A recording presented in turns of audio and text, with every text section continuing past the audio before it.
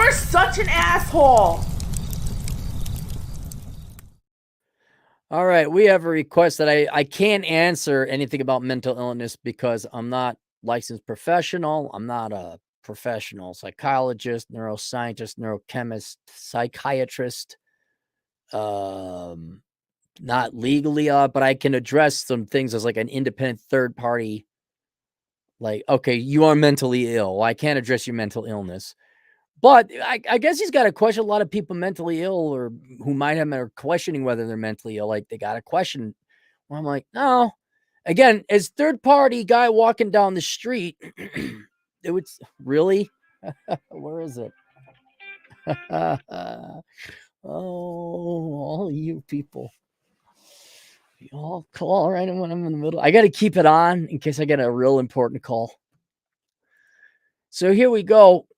Cappy, I'm a younger man. He's an adult looking to stay anonymous. I graduated from an accredited school, bachelor's degree in engineering, a real sub discipline. I'll try and keep you anonymous as possible. After that, I was working as an engineer for only 6 months until I literally lost my sanity. I got a bad case of mania with psychosis and found out that I might have bipolar disorder. The mania psychosis resulted in me being taken to a mental hospital as a suicide risk with severe mental delusions. I was committed for 3 weeks against my will. Since I was released, I lost my job, moved back with my parents, have been recovering my mental health with some much needed rest and relaxation. I'm no longer psychotic or insane, but now I'm severely depressed and my confidence is at an all-time low. What is your advice for someone in my situation? And would keep you anonymous. I say I can't consult you over your mental illness since I'm not a licensed professional. I can provide advice outside observe. All right, so dude, here's the problem. I think, um, like everyone knows who's getting picked last for kickball, right? Everyone knows who's faking being gay or lesbian in high school for popularity, right?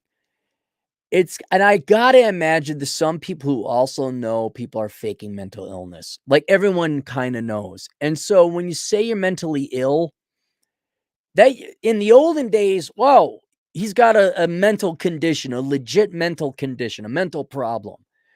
Now, oh my, and even me, I see some kid, I suffer from social anxiety. No, you're a spoiled little brat from the suburbs. Like there's nothing wrong. You just didn't have a dad, okay? Oh, I'm depressed. Yeah, I would be too if I was in your generation. Of course, there's a lot to be depressed about. That's the healthy reaction. If you're excited about being a Gen Zer, holy crap, there's something wrong with you. So more modernly today, when someone says I have a mental illness, there are so many fake posers out there. There's so many of these victim whores. There's so many of these whiny little spoiled, soft suburbanite suckers out there who are just doing it for attention, that those that actually legitimately suffer from it might have some shame. You throw on top of it, you lost your job, you worked really hard to get electrical engineering degree, and then and now you're back living at home with your folks. Yeah, okay, those are things that would normally be associated with shame. Here's the problem, man. It's legit. If they threw you in a mental institution, that's legit mental illness. And just like if you caught the flu or I guess tuberculosis or any disease like a biological one, that is not your fault. Or if you were born with a physical disorder, like let's say you have multiple sclerosis, that's not your fault. You shouldn't have shame because you were born with the disease, and you shouldn't have shame because you caught a cold or you got the flu or you got chicken pox or whatever. That is something largely outside of your control. And I would argue it's the same thing here. There is legit mental illness. Yeah, there's no doubt about that.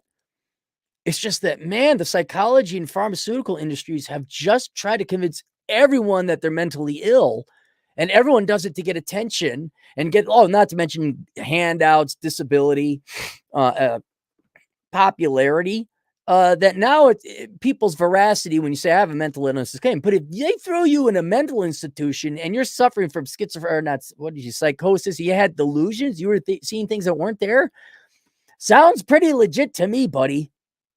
And I would not view this as your mental condition as a choice. It obviously wasn't. It's no different than a biophysiological disease.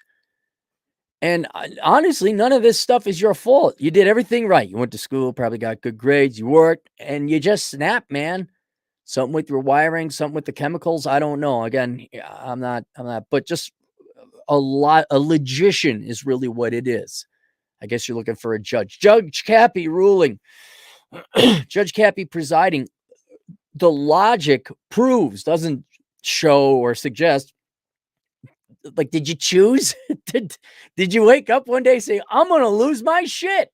Did you do that? Or did something happen that was out of your control? And it sounds like something happened that was out of your control. So none of this is your fault, and you should have no shame. And anyone who has legitimate mental illness, why you don't yell at the kid for catching the flu, do you? Your kid goes to the daycare, goes to the petri dish, come back, he throwing up the next day. You don't yell at him. Kid got sick. Same thing with mental illness. And whereas I'm highly suspicious of anyone under 30 who comes from a privileged, pampered background. And the standard boy, I'm depressed. I have anxiety. And you look at them and you're like, you've never left the house. You've never copped a feel of a girl's boob. Like, no, you're a weak ass pussy is what you are. You're you're looking for like a little extra check mark on that FAFSA application, aren't you? You, psychosis, delusions. The pros thought to put you in a mental institution. Gonna guess it's out of your control, buddy. And I don't know what you do to help with that. That's the job of the therapist and the psychologist and the psychologist and the neurochemist and the pharmaceutical company. Good luck with that. But yeah, man, you got a mental disorder. Yeah, a mental disorder. You have a mental disorder. Not your fault. I got brown eyes. Not my fault. I'm short. Not my fault. I don't wake up, oh, I got brown eyes. I feel so guilty. Why can't I have pretty blue eyes like most of my family? Because that stupid Spaniard blood you got in you, you bastard.